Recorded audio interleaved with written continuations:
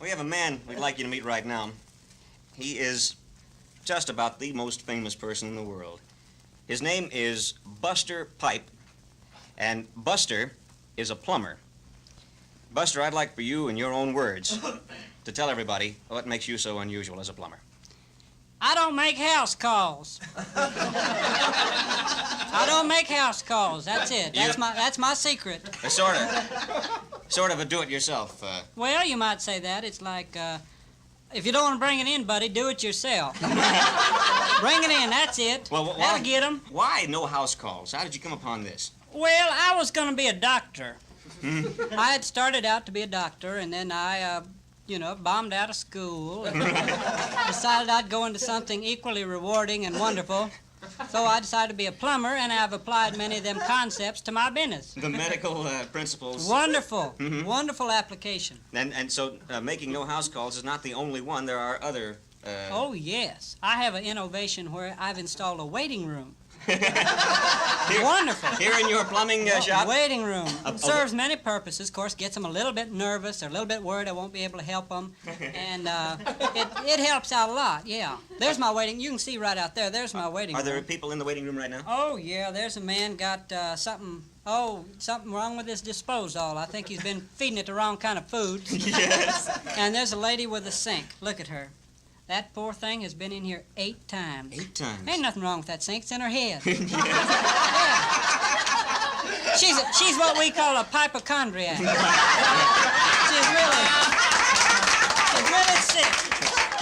There's a nervous lady over there. There's another nervous lady over there. She's leafing through the, leafing through the 5-year-old trade journals, plumbing trade journals. Yes, but what about the double sink? Oh, that lady, the twins. Yeah. The double sink twins? The twins, The yeah. twins. She's worried about them, of course. I'm going to do what I can. This fella out here, see him out there, twiddling his thumbs, really nervous. What's the matter? Nothing. As soon as I have my coffee, I'm going to go out and tell him I was able to save his basin. I guess when you go to parties, being a professional man, people always want some free... Bumming. Everybody wants free advice all the time. Yeah. Bumming you this and bumming you that. I don't tell them nothing that'll help them. You don't? That's right. It's part of my oath. What your oath is this? Well, that's a secret, but that's part of it. You pretty busy man. I guess you don't have a lot of time to yourself. No time to myself. Go to a football game, go to a play. Is there a plumber in the house? All the time. Oh, Lord, I get on the phone. I say, I'll be right down. All right. And your wife? Well, plumber's wife, you know how it goes. Never no time to self. We could make your life a lot easier, I guess, if we were all using a little more Drano. Drano? Lord, don't never give nobody something without a prescription. That's terrible. Why, that's awful. That's the worst thing you can do. Once in a while I'll do it if a lady's really in trouble. You know, a little old 80-year-old widow woman or something. I'll write her out a quick shot of Drano. But I hate to do it. The supermarket in town don't give me no kickback. I'm going to have to take him out to the club and work on him a little. I'd like for you someday, if you could find the time, to talk to my club. Oh, I'd love to talk to him. I could lay it out for half an hour on plumber care for the aged. A terrible threat. A threat to our free society and making a buck and all that. I don't want to interrupt you, but your phone is ringing. Oh, yeah. Let me get it. Sure, go ahead. Hello. This is Dr. Pipe. Dr. Pipe? Buster Pipe. Yeah. Well, be calm, lady. Now, everything's going to be all right. Be calm. Now, look. You're upset and distraught. Can I talk to your husband? Look. Now, tell her to calm down. Everything's going to be all right. Old Pipe's here. Uh-huh. Oh, it is, huh? Well, that could be bad. There's a lot of that going around. Looky here. Flush it and let me listen to it once. Oh, yeah. Sure got you one there, ain't you? Look, I'll tell you, I'm playing cards tonight. Drop a couple of aspirin in it and call me Monday.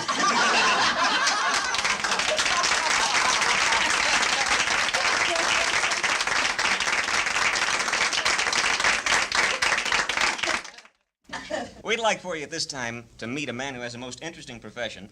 He came all the way from Tokyo, Japan to be with us. He is a society photographer there. His name is Yoshura Snappa Shutta. Funny name, huh? Well, Yoshura... Snappa Shutta, funny name. Japanese name's very funny. Well, they're a little different, Yoshura, kind of interesting. You Yanks never forget, do you? 20 years ago was rotten war. Yoshura, as a photographer, a society photographer, do you specialize in wedding photos, parties, or what specifically? Oh, no, suicide. Suicide's very big business in Japan. Bigger than watermelon stand. Mm-hmm. Not so big as transistor radio. No, I wouldn't imagine. How did you get started as a suicide photographer? It's family business inherited from father. Mm-hmm. Father began in your country in 1929. Only man to make a killing. Make a killing on Wall Street. I can't imagine anyone wanting a photo of a suicide. Who would want this particular picture? Oh, many wonderful uses. Young man very unhappy in love, going to end it all. Want nice 11 by 14 black and white glossy to leave girlfriend. So she can really eat heart out. Wonderful. What would be her reaction to something like this? Difficult to predict. Sometime buy 6, 8 prints. Sometime take freebie and run like bandit.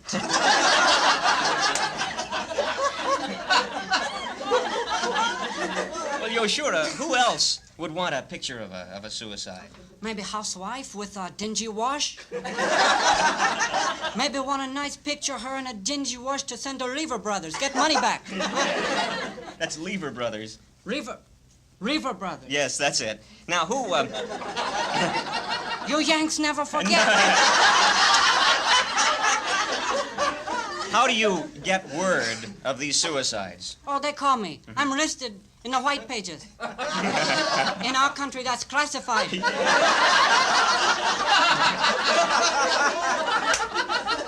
Have you ever been asked to fake one of these pictures? Oh, that make me so mad. No. I would never fake such a wonderful thing. No, wait. It's an art. No, a profession. I meant if a guy had like $500,000. Do you? We could talk. Yeah. We could talk, yes. Listen, on location, you're there and everything's ready. What Yes. happens? What happens if the guy changes his mind? Oh, that's murder.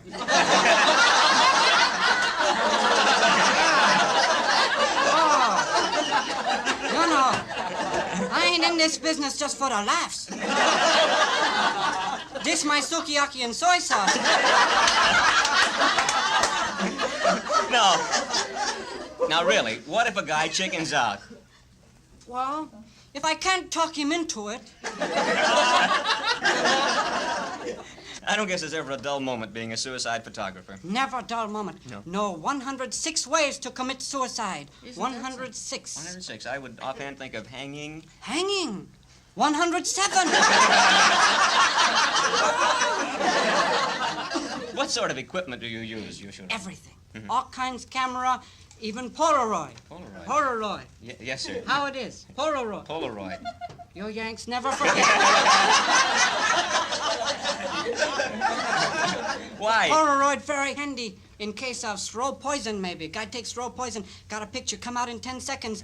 I shoot a picture as he's going. I say, you like that? He say, ah! Shoot a couple more, say, make a choice quick. Ah! You got one last shot at it. Oh.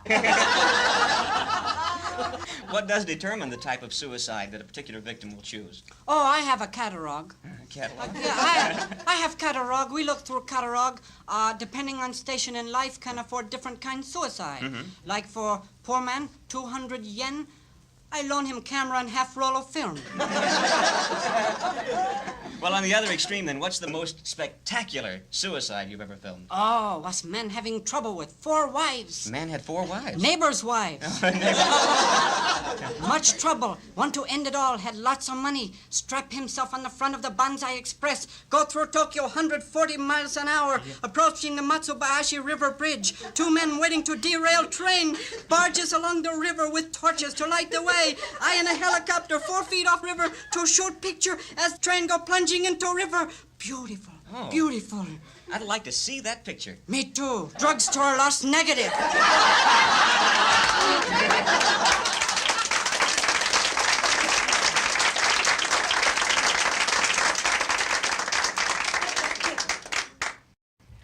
would like for you to meet a lady right now who has a job as one of the waitresses at Mother Carter's Senior Citizen Restaurant. Her name is Annie Winklehuffer Martinson. Hi. Annie, it's nice to talk to you. This is a senior citizen restaurant. Is the restaurant used by any people other than senior citizens? No, we frown on the younger people. We don't want younger people in here. It upsets the older people. Mm-hmm. Is that the secret of your success? No, our secret of our success is small portions. They don't eat a lot, you know.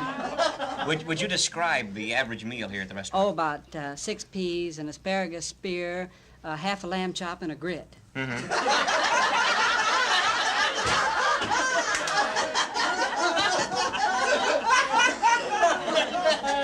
For which you charge? About $3.50, which is like cost. Yes, this would appear to me to be quite a dull place to work. Is that true? Oh, no, it's very exciting. We have fun with our customers, like an absent-minded one will come in, and we'll take him in and set him down at a table full of dirty dishes, and a waitress will come over and say, dessert or check?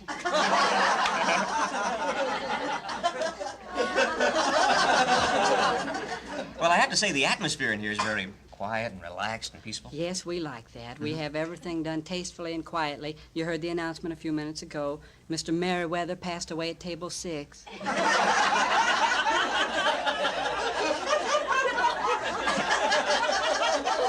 Cora will be very unhappy to learn that. That's his wife. That's his wife? No, that's his waitress. He was a big tipper. When people come in, they sign the book that's over there. Is that? That's our guest register. Yes, it lists all our patrons by name, hometown, and most recent hospitalization. Right. It's a conversation stimulator. Here's Aubrey A. Adams, Dubuque, gallstones, and the gentleman that's coming in right there. Now look at him. Right. He is nervous. He knows he's not going to last through the night. Watch him. He'll step up to the waitress and snap, "What do you got that's quick?" What's he suffering from? Terminal dandruff. Poor thing. Am I to assume that you have special problems? Oh, yes, they forget little things, and some of them take things, Like you what? know. What do they take? Well, they take the Blue Willow plates and the Niagara Falls ashtrays and the little doilies and things like that. Mother Carter has a way of discouraging that at the cash register. Sure, she tells them. Brass knuckles. Well, what other problems do you have here? Oh, a lot of our absent-minded people will do things like they forget their dentures. Yeah. Right. We've got loners. Right. So that's not a big problem. It's only a problem when the denture forgetter is also a Niagara Falls ashtray taker, because Mother Carter doesn't like to use the brass knuckles on our loners.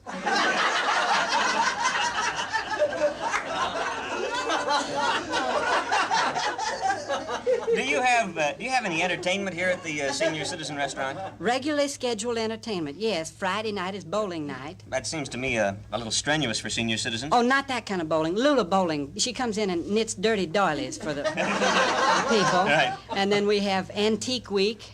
That's when they bring their parents. Right. Well, I guess it's things like that that give you such a fantastic profit in the food business, huh? We don't make a lot of money on food, like I said. We make our big money on hearing aid batteries. Well, it seems to me it's kind of an odd coincidence that a person would need a hearing aid battery at precisely the time they're in Mother Carter's. Well, it just works out that way. I'll go up to one of them and I'll say, Pardon me? I say, I think your hearing aid battery's dead, honey. Yes, I just... I think they're paging you, Annie. Oh, yes, I have to run. Tonight's topless night. Topless night? Topless night? Yes, that's when our gentlemen don't wear their toupees. I'm the hair check girl.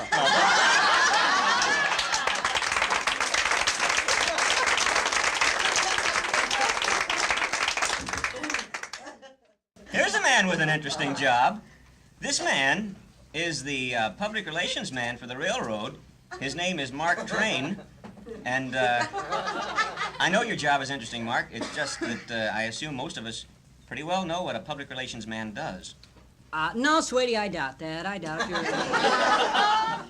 if you know what our problem is. We've got a different public relations problem. You know, We make a ton on freight, but passengers are a real pain. You know, we're not making any money on people. That's our problem. Right, Yeah. so your job is to encourage No, discourage. We don't want people on the trains anymore, and that's my job, to get rid of them. Well, what do you do to get rid of people? Product innovation. Such as what, sir? Well, one of my ideas was the corrugated steel reclining lounge chair. That's really nice. Yeah? We'll get rid of that, of course, when we get to one-class service. That's going to be very big with us. Yes. That's camp stools on flat cars. Have you innovated anything in the routing of the trains? Oh, yes. We just changed the run from Dallas to Fort Worth. We routed it through Spokane. Well, that would take a long time. Gee, I guess it would, wouldn't it? Yeah, but it's only one stop. Well, doesn't that bother people there? I mean, if you do things like that, don't they get upset with you? We don't worry about that. We just keep innovating. We've streamlined the insides of the trains just like the outsides now. Right. You remember how much trouble the restroom doors used to be on trains? Right. We took them off. That's got to upset people. Well, they should have thought of that before they left home, you know. Dallas to Fort Worth isn't that far. Have you streamlined the staff in any way? No, we've had to add a lot more people. We've had to add baggage beaters, former postal employees, Right. and we've had to add actors. The porters and conductors are all actors now. Why would that be necessary? Well, they have to be. They walk up and down the aisles. You get this? They walk up and down the aisles. One of them will say to the other, "Feel like this car's come loose again?" Maybe when the engineer wakes up, we'll ask him. Can I make a complaint? I'd consider it a compliment. The dirt in the depots. Oh, that's our biggest problem. Terrible. People keep tracking it out. They track out our dirt. We have to buy it. We have to bring dirt in by the ton. It's terrible. That makes everybody in the depot feel real good. That and the other thing we've done, we've eliminated the first call. Uh-oh. Yeah, you buy your ticket. First thing you hear is, "Last call, Butch!" Never make it. Never make it. Mark, do you enjoy what you're doing? Well, anytime you deal with the public, it's wonderful. Well, I think it's rotten. I think it's disgusting what you've done to our national institution, the great railroads. Thank you. That's great. Wonderful. Have you any advice to the person that is going to take the train anyway? Yeah. Use the restroom before you leave home.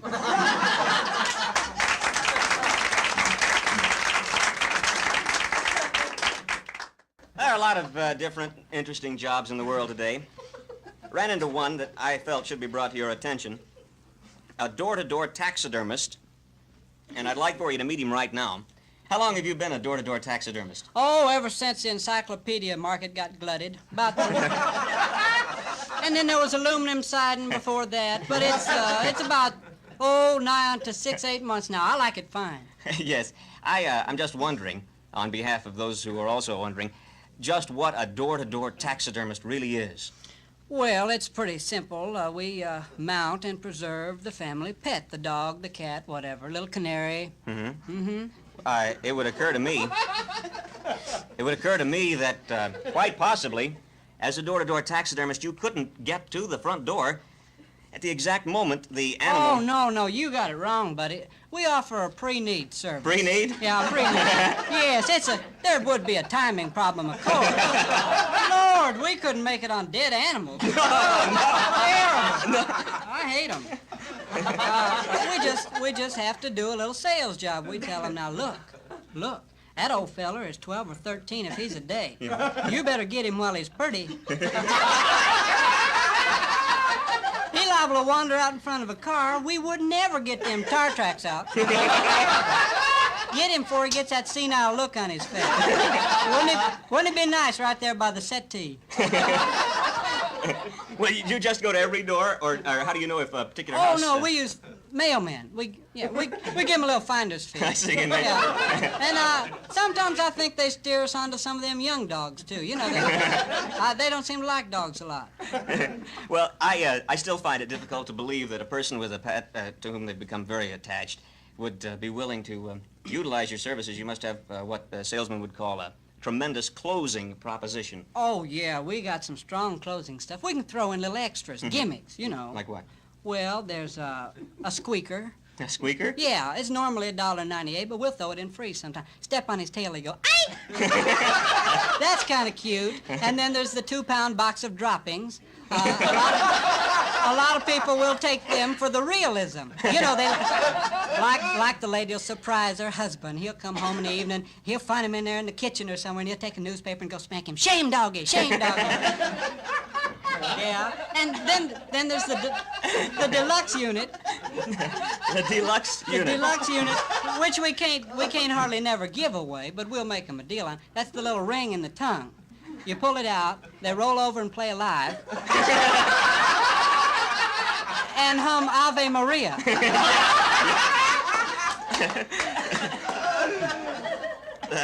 I'm running out of time right now, and I'm just wondering if there's any message you have for the people who are listening to messages. Oh, no, there ain't no philosophy nor message nor nothing like that. Good. I would like to say, remind you, if you know a mailman with his ankles chewed up real bad, ask him, give me a call.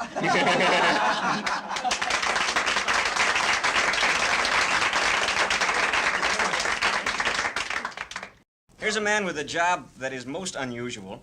He's a cosmetologist. He lives in Hollywood. His name is Max Tractor, and he specializes in cosmetic personality development. In other words, Max, how would you describe what you do? Well, I can make you look like anybody you want to look like for 24 hours. Just bring me a picture, Daddy, and you look just like him for 24 hours. Well, who would use this? Give me a for instance. Well, a little old lady, maybe on her 50th wedding anniversary, you know. She wants to give the old man something special, you know. So she comes in that morning, and I fix her all up. And that night, you know, he comes home on their anniversary, and there's Elkie Summer. Wow. Beautiful. Yeah. What a night, huh? Yeah. The next morning's a little rough. Tell me this, Max. What is the price, say, for an Elizabeth Taylor? Well, which Elizabeth Taylor? What do you mean, which? Well, there are three. You know, there's the National Velvet Elizabeth Taylor for the senior prom, that kind of thing. Mm-hmm. There's the Cleopatra Elizabeth Taylor, voluptuous, beautiful. And more recently, the Virginia Woolf Elizabeth Taylor. There are three distinct Elizabethan eras. Right. Well, which is the most popular, would you say? Oh, the Cleopatra Elizabeth Taylor is by far the most popular. Sold one this morning to Elizabeth Taylor. Oddly enough, I have to ask this then. On the male side of the ledger, then, is the Richard Burton face popular? It could be, but unfortunately, a lot of people just can't bring it off. We did do a Burton about 3 days ago. A very virile guy wanted to go home to Elizabeth Taylor. Well, what did she say about it? Oh, it was one of our Liz Taylors that we had made up. Yeah, worked out fine. They're being married next week by a guy we're going to make up to look like Billy Graham.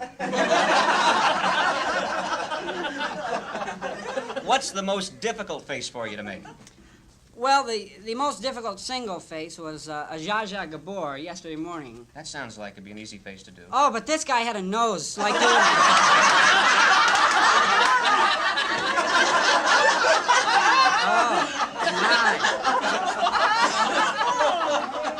Have you ever made anyone up to look like Lyndon Baines Johnson, our president? Oh, certainly. What do you charge for the LBJ face?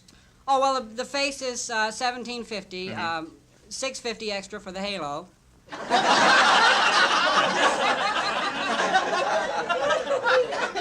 Are there any other popular political faces? Hubert Humphrey's a very common political face. We do a lot of Hubert Humphrey. You got to know how to bring it off. Takes a big mouth. Max, I have one final question for you. Do you have any repeat customers? Got one guy comes in every morning, 9:30. Every morning. Ronald Reagan. Really? He's really Richard Nixon. I didn't know that.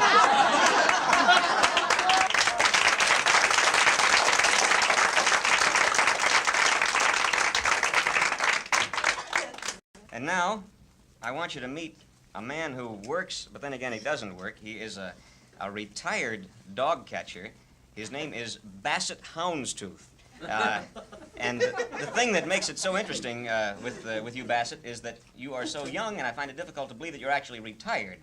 Oh, yeah. Retirement from the dog catching company is compulsory after 4 years with the company. 4 years?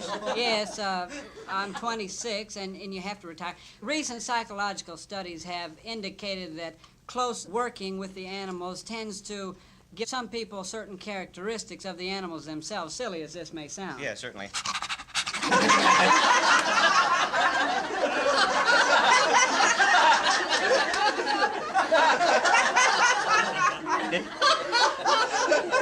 Did you say something? Pardon me? Kind of hot in here. Well, yes. Yeah, it's really hot. I'm retired from the Corps now, but I do a little amateur dog catching. What do you do with these dogs once you catch them, Bassett? Well, I usually just catch them and turn them loose. We're still friends. Right. You ever catch the same one twice?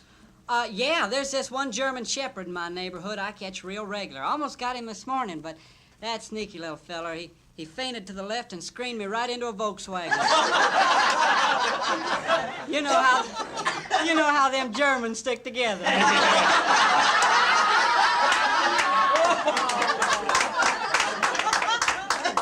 Listen, why do you want to catch this particular one? He dug up a bone I had buried in the backyard. You bury bones in your backyard? Yeah. Why do you do that? Well, the front one's got a lot of flowers in it.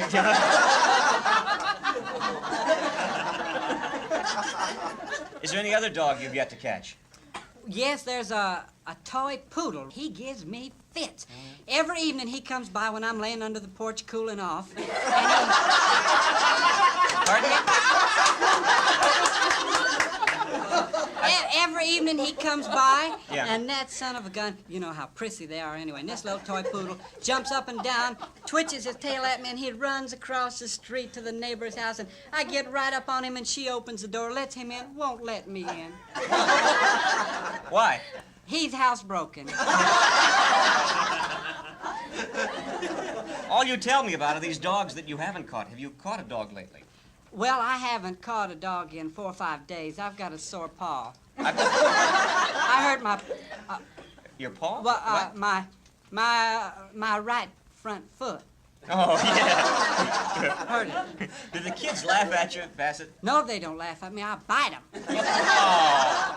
Hey, What? You don't bite kids. Well, I don't break the skin. And anyhow, I've had my shots. Yes. Listen, Bassett, do you chase only dogs, or sometimes you go after cats? Wait a minute. What? All I said was cat. No. Listen, What? you made me spill my coffee. You're not gonna rub my nose in it.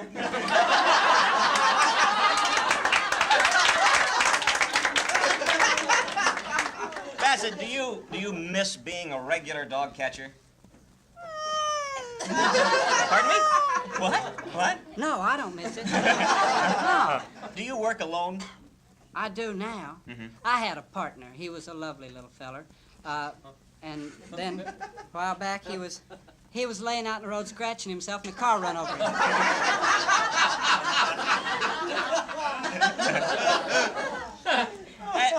As a dog catcher, as a retired dog catcher, do you ever break up dog fights? Oh, yeah. One time we had a real dog fight. These 2 big old St. Bernards were picking on this one little old mongrel. And he was putting up a good fight. Scrappy little fella. But, 2 on 1 ain't no good, so I just pitched in and helped. And it still took us 15 minutes to whip that guy.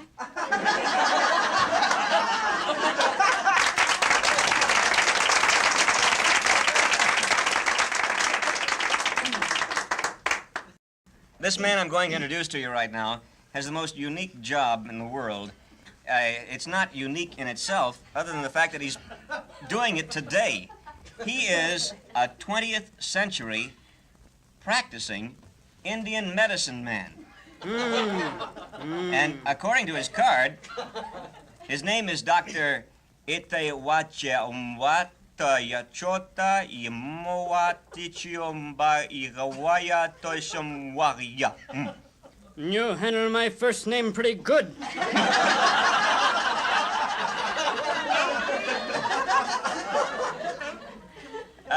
Doctor, what does your name mean? My name mean angel of mercy, come in buckskin smock with feather on head, middle of night to heal sick, care for wounded and charge plenty.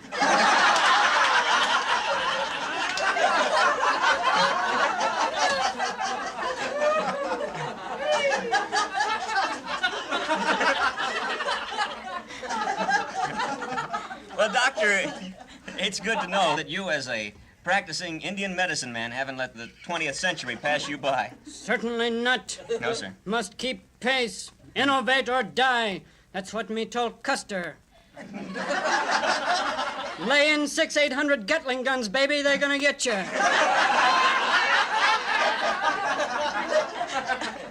Well, no, that's not what I meant exactly, sir. I meant, medicines. 20th century wonderful produce many wonderful aids for medical profession. Mm-hmm. Most wonderful of all, self-addressed self-mailing statement.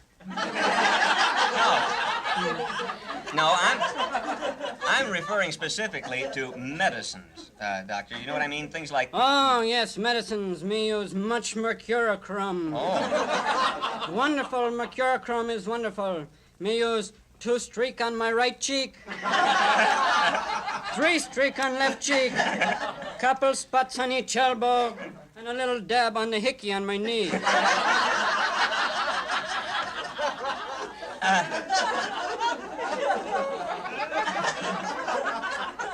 Perhaps I'm not making myself clear, Doctor. I was... Quite possible. I was speaking more... I've seen you work before.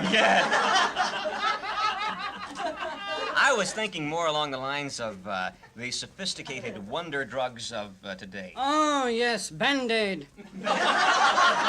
Use much Band-Aid. Yes. Band-Aid wonderful helps squaw pull egg out of boiling water.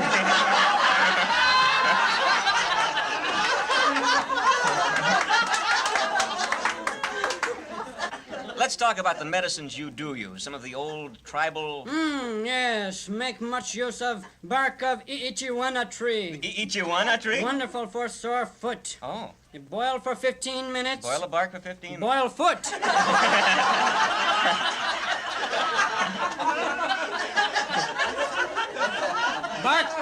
Bark used to make fire.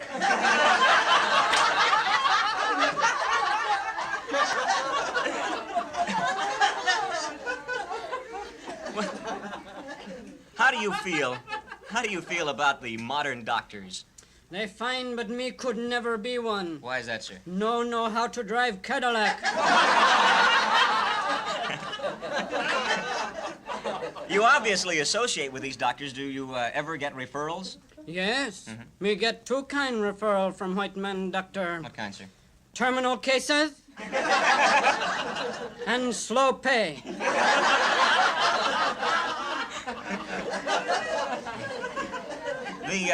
The white man doctor, as you call him, has an oath, the Hippocratic oath. Do you, as an Indian medicine man, have an oath, sir? Me have oath of Red Wing, first medicine man. Oh, say die, die, me hit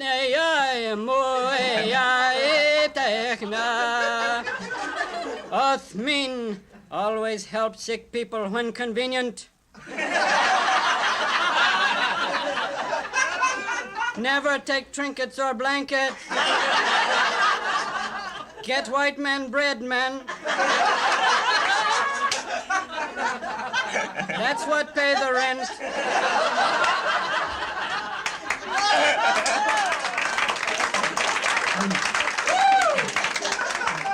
Oath also mean learn play golf on Wednesday. All that from that little oath? One other thing. When is mysterious disease killing millions of people no know how to cure, call it virus. Well, that's certainly a wonderful oath. Don't you ever have an emergency call to make? Yes, had emergency last night. Oh? Go to banquet.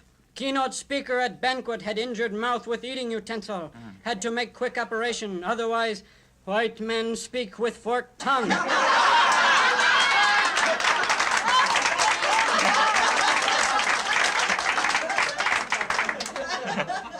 Well, doctor, as a medicine man, when you perform surgery like that, what sort of anesthetic do you use? Best anesthetic, bite on bullet. Bite on bullet. Heal any kind pain. Have you ever set a broken bone, doctor? Very proud of broken bone setting. Mm-hmm. Most famous broken bone I set, you remember, cowboy movie star, Chester Gunsmoke. You ever see Chester? Broken leg, me fix. When children come to your teepee to see you, doctor, how do you handle children? Oh, children, very good. Yesterday, woman bring in child for running nose. Running nose was busy, no could bring in child. Me tell child, you be good. You father buy you white pony. You not be good, dead pony. You are a little stern, doctor, yes. Yes. I'd like to know a little bit about your medical training. Very rugged. Work way through medical school. You better start over on that, doctor. Very rugged. Would you like me to repeat the question, doctor? No. You're picking on me, white man?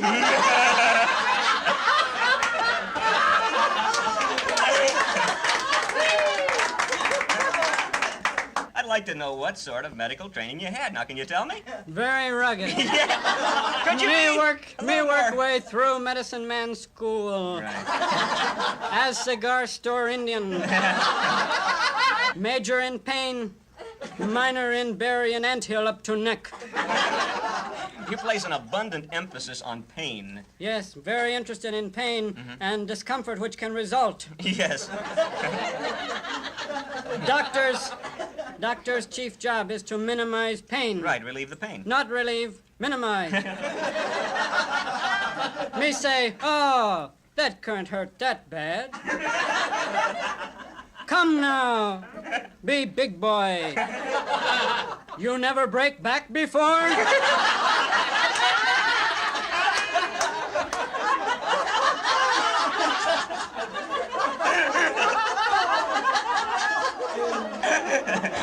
That's okay. Me never fix back. Stand up straight a minute. I just want to ask you one final thing here.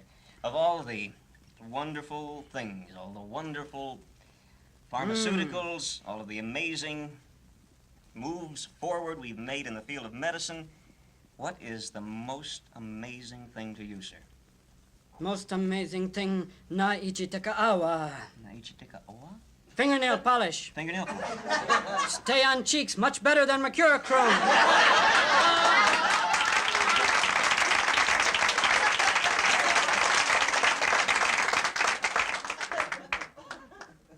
The man we're talking to right now is the personnel director for the garbage company. His name is Trash Canfield, and I thought we'd perhaps explore, Right. explore your business a little bit. In particular, what do you look for in a man? Well, we want a man that loves the work. We're looking for career people, obviously. Sure. We set up our interviewing seminars on the campus just like everybody else. We got to get in there and slug it out with IBM and all them other guys. We like the law students, the pre-med boy. Right. Yes. What are the physical qualifications? No, well, he's got to be left-handed, that's all. Garbage man obviously has to be left-handed. Left-handed? You ain't never seen a right-handed garbage man. I have. No, it figures. He's got to run alongside the truck, right? Lope along the right side of the truck, 6, 8 mile an hour. If he's a good man, 9. He'll lope alongside the truck, reach down with his left hand, grab the handle, flip the lid off with his right hand, slip his right hand under the bottom, and guide it right into the truck. Well, if he's right-handed, man, he'd turn it right over on his head. Go home looking like a tossed salad. Terrible. Got to be left-handed. Are there any specific problems that you're going to find? With employees, lots of problems. Well, the big problem, of course, is petty jealousies. You know, one man wants a little better route than the other man. You know, there's some parts of town you ain't gonna get nothing but a can full of catfish bones. Face it. And ain't nothing to get out of there. Another route, you might pick up some shoes, like these. The boys give me these for my 15th anniversary with the Corps. And I like them. I couldn't like them better if they were mates. I like 'em. And the other problem, of course, is pilferage. Pilferage? Yeah, pilferage is a big problem. The boys can't just go throw that stuff in the truck. They gotta pull the lid off and look around and say, "Hey, maybe these will fit me." You know, they take them home to the wife. We got inventory problems. We got to log all that stuff. This may be the wrong place, but I'd like to lodge a complaint with your company. Go ahead. That's what I'm here for. 4 o'clock. What in the world? In the morning. 4 a.m. in the morning. Right. Banging, the lids crash, bang, the garbage man outside my house. 4 o'clock in the morning. Oh, that's Lewis. Lewis used to be a musician, cymbal man. He was with Skitch Henderson for years before he went straight. Yeah. Well, is he a garbage man or a musician? Well, the musicians thought he was a garbage man. But a lot of the garbage people are getting tired of all that banging around jazz. Well, I can see my complaint's gonna do no good because in your business you have no competition. Certainly we got competition. There's dogs. Yes. There's hobos. There's them garbage disposals. Garbage disposal? Well, they're taking the bread out of our mouth.